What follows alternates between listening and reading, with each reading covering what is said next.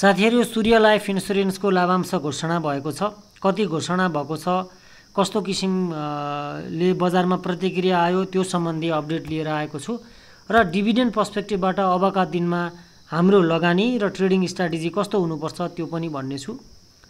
सूर्य life इन्स्योरेन्सले गत आर्थिक वर्षको कमाइबाट शेयर धनीलाई वितरण गर्ने लाभांश घोषणा गरेको छ।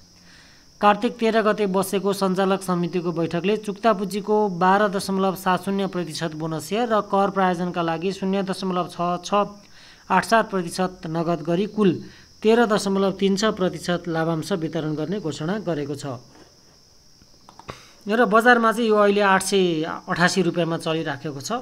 आजै पनि 3%ले बढेको देखिन्छ हैन। त्यही भएर लगानीकर्ताहरुमा अनि यो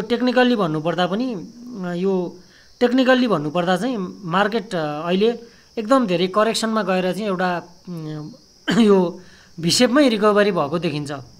र मैले यहाँहरुलाई इन्स्योरेन्सको बारेमा हरेक भिडियोहरु, कम्पेरेटिभ भिडियोहरु एनालिसिस गर्छु म हैन, क्वार्टरली पनि गर्छु अनि डिभिडेन्ड पनि गर्छु। त्यो बेलामा चाहिँ मैले सूर्य लाइफ चाहिँ अझै पनि अन्डर भ्यालु स्टक हो, यसमा चाहिँ यो राम्रो भइकन पनि सेकेन्डरीमा यसले चाहिँ त्यस्तो धेरै महँगो भएको छैन भनेर एनालिसिस गरेको चाहिँ म सम्झिन्छु। अनि बोनस पनि तपाईको हुन त 800 हालेर मात्र 12 भन्ने एउटा तरिकाको मान्छेहरुको लजिक आउला हैन।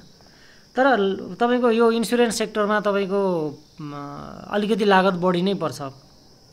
इन्डस्ट्रीकै पी रेशियो धेरै छ हैन। त्यो भएको हुनाले यो मेरो विचारमा चाहिँ यसमा लगानीकर्ताहरु अझै पनि सेटिस्फाई हुने क्रम जारी नै रहन्छ जस्तो लाग्छ हैन। यसको अब राम्रै छ 12% हैन।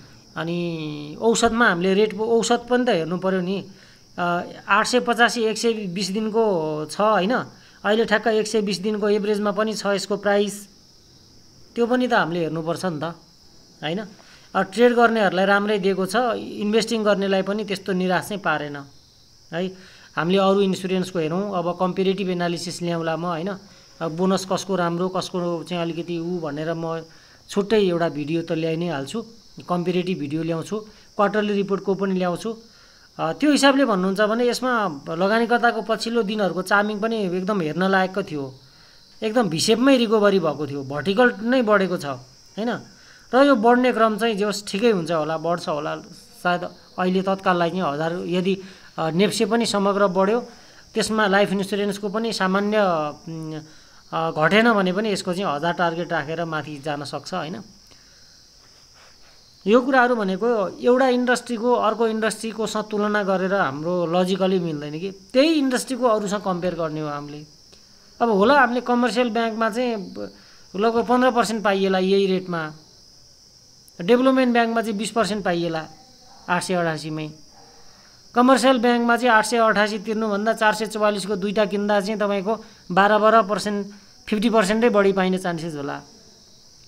त्यो लागत र प्रतिफलको हिसाब गर्न पाउनुहुन्छ। म सेक्टरै छोड्छु भन्न चाहिँ पाउनुहुन्छ।